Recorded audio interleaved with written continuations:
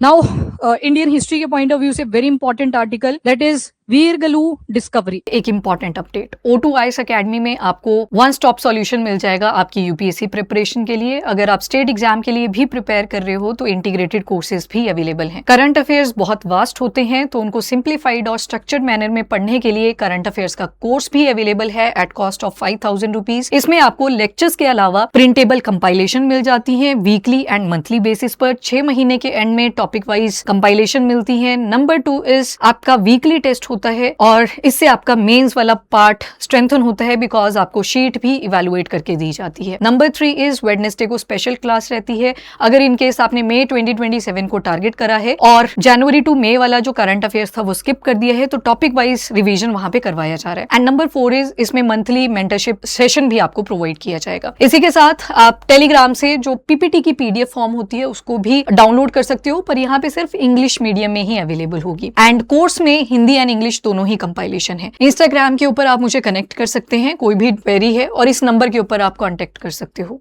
वीरगलू discovery और एक नाम लिखा हुआ है यहाँ पर दैट इज विष्णु वर्धना's डेथ। अब देखो ये जो विष्णु वर्धन जी थे ये एक डायनेस्टी से बिलोंग करते हैं दैट इज होयसल या होयसल आज भी जिनको बोल देते हो। अब होयसल डायनेस्टी से ये बिलोंग करते थे पर एक क्वेश्चन मार्क हमेशा बना रहा कि इनकी डेथ हुई कब थी, तो उसके ऊपर एक क्वेश्चन मार्क बना रहा। अब एक इंस्क्रिप्शन हमें मिला, इसकी जैसे डिस्कवरी हुई कर्नाटका के एरिया में, इसके ऊपर ना कुछ लिखा हुआ है। ये सारा ये कन्नड़ा लैंग्वेज में लिखा हुआ है और इस कन्नड़ा लैंग्वेज से एक नाम मेंशन हुआ बोपा। बोपा एक सोल्जर थे जो कि विष्णुवर्धन जी की ही ग्रुप के अंदर से बिलोंग करते थे। तो जो बोपा थे ना उनकी वाइफ थी, उनकी वाइफ का नाम था मरावे। अब ये जो मरावे थी ना इन्होंने बोला कि ट्रिब्यूट देने के लिए मुझे क्या करना है, एक पत्थर के ऊपर इनकी डिटेलिंग लिखनी है। अब वो लिख रहे थे अपने हस्बैंड के बारे में बोपा। एंड जो बोपा थे ये कहीं ना कहीं रॉयल गार्ड थे जो कि विष्णुवर्धन जी की मिलिट्री में हुआ करते थे। अब इन्होंने कैसे लिखी लाइन कि मेरे जो हस्बैंड है बोपा उनकी मृत्यु हो जाती है, उन्होंने खुद की लाइफ को सेक्रीफाइस कर दिया जस्ट आफ्टर विष्णुवर्धन जी की जब डेथ हुई। तो वहां से हमें क्या दिखा कि किंग की डेथ बोपा से पहले हुई थी और यहाँ से एस्टिमेशन लगाया गया कि इनकी एक्चुअल डेथ कब हुई थी। तो पहले डेट का क्लियर नहीं हो पाता था, एस्टिमेशन लगा देते थे या एडी की फॉर्म में लिख देते थे कि लगभग इस साल के आसपास इनकी डेथ हुई, पर एक्चुअल डेट क्या थी वो हमें पता नहीं लगा। अब जैसे कैलेंडर होते हैं, आज के टाइम पे आप जो कैलेंडर यूज करते हो जनवरी मंथ से लेके दिसंबर तक चलता है, पर हिंदू कैलेंडर्स देखोगे, ग्रिगोरियन कैलेंडर्स देखोगे, वहां पे जनवरी और ये जो दिसंबर वाला टाइम पीरियड है इसको पुष्य मास बोल देते हैं। तो इस पे लिखा हुआ था, तो वहां से क्या लगा, डेट का भी पता लग गया, मंथ भी पता लग गया एंड ईयर भी पता लग गया। तो इस वजह से ये डिस्कवरी इंपॉर्टेंट है और इसी वजह से ये कमीशन के पेपर के लिए इंपॉर्टेंट आर्टिकल बन जाता है। तो इसको हम थोड़ा डिटेल में देखेंगे। तो सबसे पहले नीरागुंडा वीरगलू, इसकी हिस्टोरिकल डिस्कवरी हुई है। थोड़ा सा बैकग्राउंड देखना आपके लिए जरूरी हो जाता है। इंस्क्रिप्शन, कोई भी पत्थर है, कोई भी मेटल है, उसके ऊपर आपने कुछ लिख दिया। लिखा क्यों? ताकि वो सालों साल प्रिजर्व रहे, इसी वजह से इसको क्या बोल देते हैं, इंस्क्रिप्शन। जैसे मेन्यू स्क्रिप्ट आगे, मेन्यू मतलब ह्यूमन बीइंग और स्क्रिप्ट मतलब कुछ लिखा हुआ है, ह्यूमन बीइंग ने खुद लिखा। इंस्क्रिप्शन आगे, वैसे एक प्रशस्ति करके एक टर्म होती है, इंस्क्रिप्शन की ही फॉर्म प्रशस्ति होती है। प्रशस्ति में कोई राजा, एक राजा को उठा लेंगे और उसकी तारीफ ही करे जाएंगे, तो मतलब वो प्रेज में लिखा जाता है, वो भी इंस्क्रिप्शन ही है, पत्थर पे हो सकता है, मेटल के ऊपर हो सकता है, पर उसमें राजा की तारीफ होगी। इंस्क्रिप्शन में आपने देखा यहाँ पे अकेले राजा की बात नहीं हो रही, इसने अपने हस्बैंड के बारे में बताया कि उन्होंने सेक्रीफाइस कर दिया था जस्ट आफ्टर जब विष्णुवर्धन जी की डेथ हुई थी। तो यहाँ से हमें एस्टिमेशन मिल गया कि इनकी डेथ कब हुई थी, जिसके ऊपर हमेशा से क्वेश्चन मार्क था। प्लस ये इंस्क्रिप्शन है, यहाँ पे अकेले राजा की कोई तारीफ नहीं करी जा रही है, ठीक है, तो इसको इंस्क्रिप्शन बोला। ये टर्म्स आप हिस्ट्री के अंदर देखोगे बाकी। अब सेंचुरी ओल्ड वीरगलू, हीरो स्टोन भी इनको बोल दिया जाता है। हीरो स्टोन इंडिकेट करता है कि किसी की आप तारीफ करोगे, पर जरूरी नहीं है वो राजा है। यहाँ पर जैसे आपने देखा, यहाँ पर बोपा जी के ऊपर ज्यादा फोकस करा गया था जो कि सोल्जर हुआ करते थे विष्णुवर्धन जी की ही मिलिट्री के अंदर। नाउ एक ओल्ड कन्नड़ा इंस्क्रिप्शन हमें मिलता है नीरागुंडा विलेज में, अरसीकेरे तालुक कर्नाटका के अंदर है। तालुक को आप यूं अज्यूम कर सकते हो, एक तरह का विलेज का ही या ग्रुप मान लिया जाता है, तालुक कर्नाटका के अंदर। अब ये जो डिस्कवरी हुई ना, इससे एक बहुत लंबे अरसे से जो क्वेश्चन मार्क लगा हुआ था कि विष्णुवर्धन जी की डेथ कब हुई थी, वो मिस्ट्री रिजॉल्व हो जाती है इस इंस्क्रिप्शन की डिटेलिंग की वजह से। एंड नीरागुंडा में 2 होयसल एरा टेम्पल हैं। नंबर 1 इज मलेश्वरा टेम्पल, नंबर 2 आ जाता है लक्ष्मी नारायण स्वामी टेम्पल। टेम्पल्स सीधे लोकेशन के साथ आपसे पूछे जाते हैं कि कौन सी स्टेट के अंदर ये लोकेटेड है, तो दोनों याद रखने हैं, मलेश्वरा एंड दूसरा लक्ष्मी नारायण स्वामी टेम्पल, या फिर डायनेस्टी के साथ इसको जोड़ दिया जाएगा। होयसल आपको इमेजिन करना है अभी।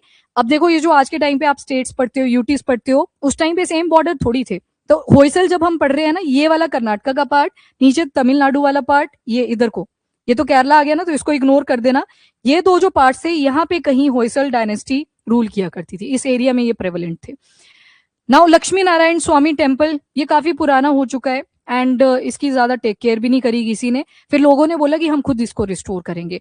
रेस्टोरेशन के लिए पैसा इमर्ज करवाया गया सरकार से, 7 लाख रुपए के आसपास यूज भी कर लिया है, रेस्टोरेशन भी काफी एक्टिवली करी है। खैर, होयसल डायनेस्टी की अगर बात करें तो लार्ज पार्ट इसका कर्नाटका और तमिलनाडु में रहा है। सेंचुरीज इंपॉर्टेंट, 11 to 14 सेंचुरी के आसपास ये प्रेवलेंट थे जो होयसल डायनेस्टी है। बेलूर और हालेबिद, आज के टाइम पे हसन डिस्ट्रिक्ट बोलेंगे, पर उस टाइम पे अगर जाओगे आप 11 to 14 सेंचुरी में, तो बेलूर और हालेबिद ये इंपॉर्टेंट कैपिटल्स हुआ करती थी, इनकी इंपॉर्टेंट लोकेशंस थी जो होयसल डायनेस्टीज थी। अब ये हीरो स्टोन जब अनर्थ करा गया, जो शुरू में मैंने आपको पिक्चर दिखाया, तो उससे हमें क्या पता लगा, ये रेस्टोरेशन का प्रोग्राम जून 28 के आसपास पूरा कंप्लीशन पर था ऑलमोस्ट। तो 2 स्टोन स्लैब्स मिलते हैं जिनके ऊपर स्कल्पचरल वर्क थे। अगर पिक्चर को आपने ध्यान से देखा, ये तो रिटर्न फॉर्मेट है, पर ऊपर आपको क्या दिख रहा है, कहीं ना कहीं शैविज्म को ये फॉलो किया करते थे, तो हमें रिलीजन का भी पता लगा कि उस टाइम पे कौन सा एग्जिस्ट किया करता था। नीचे डांसिंग फॉर्म्स भी दिखाई गई हैं, मतलब ये कुछ ना कुछ बनाया हुआ है, इन्हीं को क्या बोल दिया जाता है, स्कल्पचर। तो रिटर्न भी दिख रहा है हमें और स्कल्पचर्स भी दिखाई दे रहे हैं। तो ये 2 ऐसे स्टोन स्लैब्स मिले थे, तो उसकी डिटेलिंग अब बताई जा रही है। एंड डिटेलिंग्स, वीरगलू, वीरगलू आपको याद रखना है, जो ये स्टोन हीरो स्टोन जिनको बोल दिया जाता है, दैट इज वीरगलू।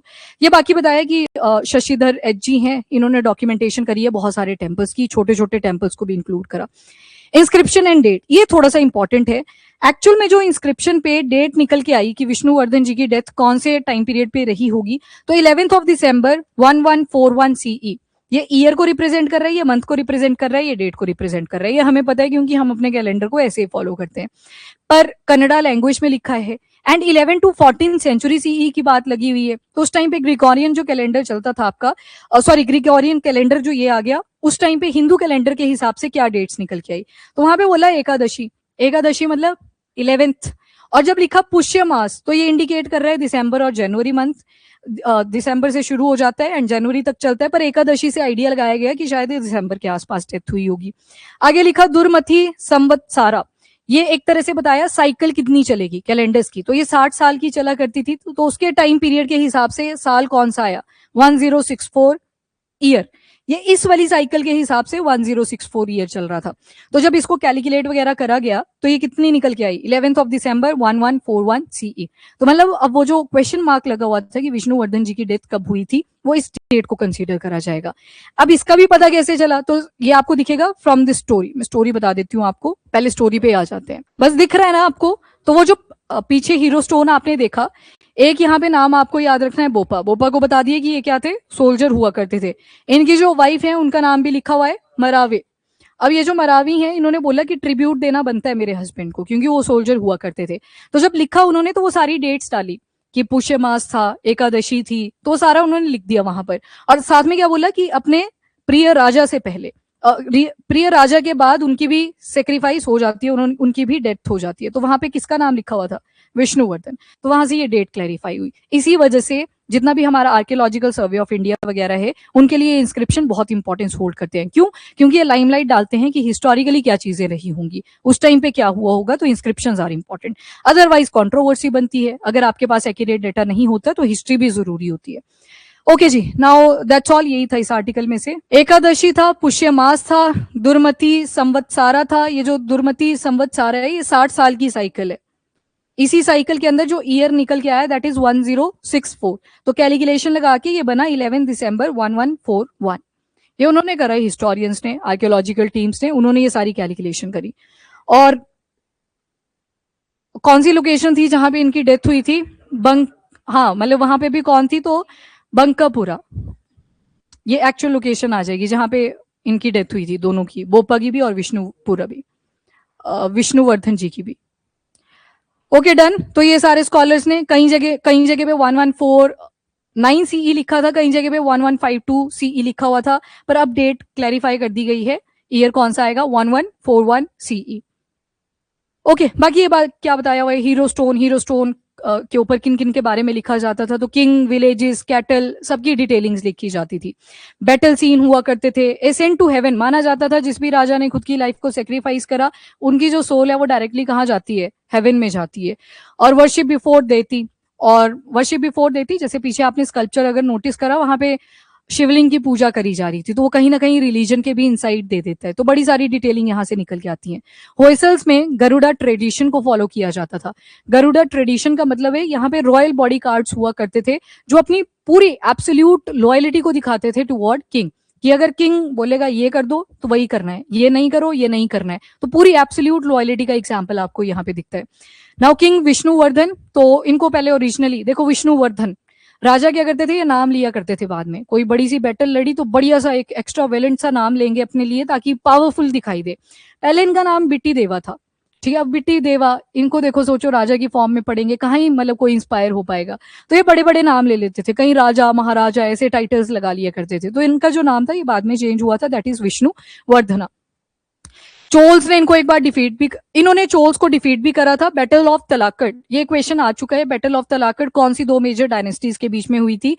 तो एक तरफ चोल्स थे और दूसरी तरफ होयसल्स थे। जीते कौन थे? होयसल जीते थे 1116 सीई के आसपास।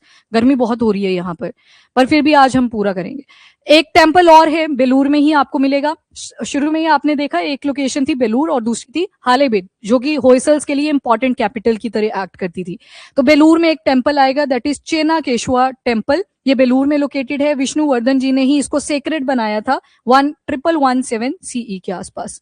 और विजय नारायण टेम्पल भी है एक, जो विक्ट्री दिखाता है जब बैटल ऑफ तलाकट में होयसल की जीत हुई थी। तो कई बार विक्ट्री दिखाने के लिए भी टेम्पल बनाए जाते थे। पहले टेम्पल्स में क्या किया जाता था, जितना बड़ा साइज का टेम्पल होगा वो उसकी वेल्थ को भी दिखाएगा और ये भी दिखाएगा कि बड़ी सी बैटल से जीत के भी आए होंगे। तो टेम्पल हमें बड़ी सारी चीजें प्रिडिक्ट करवाते हैं। बाकी ये टेम्पल आ गया आपका, जो लक्ष्मी नारायण वाला आपने देखा था। अब इसको अगर आप नोट करें ना, टेम्पल ऊपर जाके है, नीचे थोड़ा सा रेज्ड प्लेटफॉर्म बनाया हुआ है पहले। इसी को क्या बोलते हैं? जगती।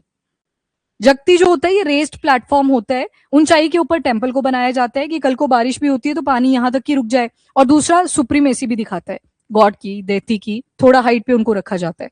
वैसे अंदर आपको विष्णु जी दिखाई दे रहे होंगे अगर, तो ये कहाँ पे रखे होते हैं? गर्भागृह में। गर्भागृह या फिर जिसे सेंक्टम सेंक्टोरम भी बोल दिया जाता है, जहां पे एक्चुअल देवती को प्लेस करा जाता है। कई बार क्या होता है, कई टेम्पल्स में आपने देखा होगा कि इक्वल साइज के देवतीज भी रखे जाते हैं, तो उनको भी आप क्या करोगे? Individually count. गर्भागृह ही मतलब ये इन देवती का गर्भागृह है। ओके, रामानुजाचार्य, देन आपके श्री वैष्णविज्म, इन सारी चीजों को ये फॉलो किया करते थे। शैविज्म के साथ साथ जैनिज्म में भी बिलीवर रहे हैं। तो यहां से आपको क्या एग्जाम्पल दिखता है? सेक्युलर। सारे रिलीजन को इक्वल रिस्पेक्ट उस टाइम पे दी जाती थी। जो सेक्युलर आज के टाइम पे आप पढ़ते हो ना इंडियन सोसाइटी में, पॉलिटी के अंदर, हमें तो जोर लगाना पड़ता है कि सबको इक्वली ट्रीट करो। उस टाइम पे एक्चुअल में हार्मनी हुआ करती थी कि एक दूसरे के रिलीजन को इक्वल रिस्पेक्ट दी जाती थी। होयसल एम्पायर की अगर बात करें तो कर्नाटक और तमिलनाडु, टाइम पीरियड आ जाएगा from 11 to 14 century CE. Major capitals Belur and Halebidu. और टेम्पल आर्किटेक्चर कौन सा मिलेगा? वेसारा स्टाइल में। 3 स्टाइल्स आते हैं आपके टेम्पल आर्किटेक्चर के। नंबर 1 इज नगर, दूसरा आता है द्रविड़ा, और दोनों के जब मिक्सचर आपको दिखे तो कौन से आ जाएंगे? वेसारा स्टाइल आ जाएंगे। स्टिलेट इंडिकेट करता है, जैसे आप ऊपर से मंदिर को देखोगे, हो सकता है वो आपको सर्कुलर शेप में दिखे, हो सकता है रेक्टेंगुलर, पर वहीं पे अगर ऐसे स्टार शेप का दिखाई दिया तो उसको क्या बोल देंगे? Stellate plan. एंड एक रेस्ड प्लेटफॉर्म भी होता है जिसको क्या बोल दिया जाएगा? जगती। और टायर्ड फ्रीजेस भी होंगे। टायर्ड फ्रीजेस का मतलब है कि टेम्पल के आसपास वॉल बनाई। कई बार आपने वॉल को नोटिस किया हो तो ऐसे रेलिंग नहीं लगाई होती, उस पर स्ट्रक्चर बना दिए होते हैं, हाथी बना दिए, घोड़े बना दिए, उससे स्ट्रक्चरिंग दी होती है और वॉल भी बन जाती है, तो उसको टायर्ड फ्रीजेस बोल देते हैं। सोप स्टोन की कार्विंग है। सोप स्टोन एक तरह का सेडिमेंट्री रॉक होता है, उस पत्थर से इनको बनाया जाता है। यूनेस्को सिग्निफिकेंस, अभी मैंने आपसे शुरू में पूछा, दैट इज कर्नाटका के अंदर कौन कौन सी यूनेस्को वर्ल्ड हेरिटेज साइट है, तो उसको याद करने के लिए एच याद रखना है, हम्पी, होयसल और पी से पट्टाडकल। तो ये जो सारे आपने टेम्पल देखे कहाँ कहाँ पर, बेलूर, हालेबिदु, सोमनाथपुरा, ये सारे कर्नाटका में लोकेशन है। तो जब आप बोलते हो ना होयसल्स, तो ये सारे उसके अंदर इंक्लूड करे जाते हैं, पर एंटिटी एक ही काउंट होगी ये। और बाकी वर्ल्ड यूनेस्को हेरिटेज के अंदर ये कब एंटर हुआ था? 2023 के अंदर। तो जो HPH 3 UNESCO world heritage sites आप पढ़ते हैं फ्रॉम कर्नाटका, उसमें वो जो होयसल्स आते हैं ये तीनों लोकेशन को इंक्लूड कर लेता है, पर एंटिटी हम एक ही काउंट करेंगे, दैट इज होयसल्स। बाकी ये रेस्टोरेशन का मैंने बता दिया था। टोटल जो पैसा था यहाँ पे 13 लाख का रेस करवाया गया था लोगों के द्वारा, 7 लाख उसके ऊपर इम्पोज कर दिया है। जो लक्ष्मी नारायण टेम्पल है जो पुराना हो चुका है, और उसकी रेस्टोरेशन सरकार ने भी एफर्ट नहीं डाले थे, तो लोगों ने बोला खुद करते हैं शुरू।